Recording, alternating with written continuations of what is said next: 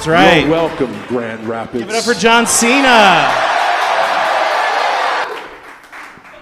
Good evening, Grand Rapids. I'm your anchor, Josie. And I'm your other anchor, Sean. And because you were clearly all busy celebrating Arbor Day by driving around and huffing the pure oxygen from the trees directly, even the slinky ones, the stinky ones, that is. What's up? What's going on with this, Bill? And even the stinky ones. Next one. There we go. Even those stinky little guys. Pyrus caloriana is the official Latin name. It means cum trees. No. But we have decided to collect the world, national, and local stories you may have missed. You're welcome, Grand Rapids. This is NewsFlash. Ding dong. Our top story tonight. There was a ballroom blitz at the White House Correspondents' Dinner yesterday evening. A gunman ran in like lightning. Everybody was frightening. But the music was soothing. So they all started grooving. Yeah. He thinks he's the passionate one. We have an exclusive report from our very own NewsFlash correspondent, Zach, who was at the dinner just for the free food. While the shooter was being apprehended, Trump kept the party going by pulling out Scrabble Oops All Slurs edition. They decided to ice J.D. Vance. They played Spin the Bottle with all the reporters. And they made the Mentalist have to play Heads Up 7 Up to prove his worth, since he didn't think to give anybody a heads up that there was a possible shooting. That's true. There was an actual psychic that was the performer entertainment at that event. That's just, you can't write that. You can't write that. The U.S. Mint's gold source has been tied to criminal foreign gold mining in Colombia, even though all U.S. gold is supposed to come from the U.S. The Mint's officials say they have their top people on it to verify every gold brick. It's real. During a flight from Atlanta to Portland this past Friday, a woman went into labor and gave birth on the plane. And so you thought a regular crying baby was annoying on a plane, right? The mother and baby were safely boarded off, but they were held up by customs. For Earth Day, Michigan Democrats have announced an upcoming green amendment, and no, it's not 420 related. It's to strengthen regulations on pollutants like PFAS. I'm sorry, we're so mad at the companies who figured out how to waterproof the water. Come on, make up your mind. In actual 420 news, a group of state senators are aiming to repeal the 24% tax on recreational marijuana that Governor Whitmer put into effect in order to fix the damn roads back in January. I mean, if they want to fix the roads so bad for all the tax-paying weed heads, why not start with the road to Taco Bell? Make it shorter, straighter, fewer mailboxes. And Zeus Flash.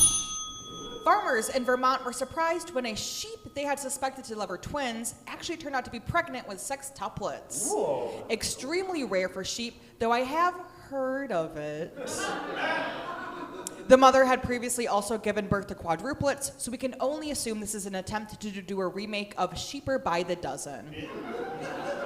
Sorry, even I know that was bad. We got through it, everybody. More Zeus Flash. Sad one. Michigan DNR on the search for a hunter who apparently killed 5 eagles in the UP. They have issued a warrant for this man.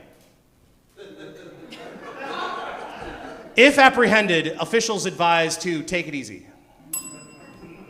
Officials in Buenos Aires have banned confetti in stadiums after a fire broke out at a soccer match last week, at least on Zippo nights.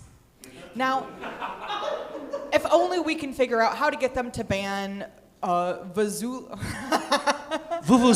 says Thank the you. pronunciation. Yes. On Friday night, Movimiento, we're all having trouble pronouncing things. On Friday night, Movimiento Coseca organized a salsa shutdown at Long Road Distillers just across the street. Whoa! That's right here. Once I heard the news, I grabbed all my tortilla chips and headed right over.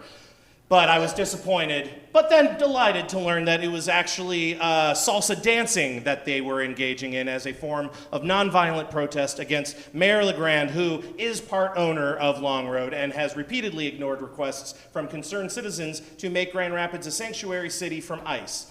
You know, I gotta say, if this sparks a new trend of dance protests like Footloose, I'm for it, yeah. Although the extent of my contribution might be limited to like a Macarena march.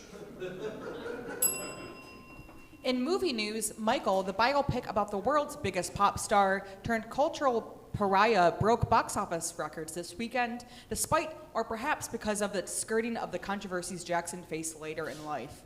The filmmakers admitted that they had to reshoot parts of the movie due to legal obligations to avoid any mention of his scandals. In other news, look forward to next summer's big blockbuster biopic, Jeffrey, the tale of a scrappy young mathematician's teacher who becomes a financial advisor, and that's it. Speaking of line dancing, from like a joke ago, we moved some things around. The Stagecoast Festival took place this past weekend, and for those who may not know, this is the country-themed sister festival to Coachella, because if there's one thing Coachella was missing, problematic white people. In fact, jeans model and occasional actor Sydney Sweeney hosted karaoke at her own lingerie brand themed bar on festival grounds, featuring high-profile country acts such as Diplo, Lance Bass, Ashton Kutcher, and Sydney Sweeney's boyfriend, Scooter Braun. Yeah. Other celebrity names that are about to leave my mouth in the same sentence were there.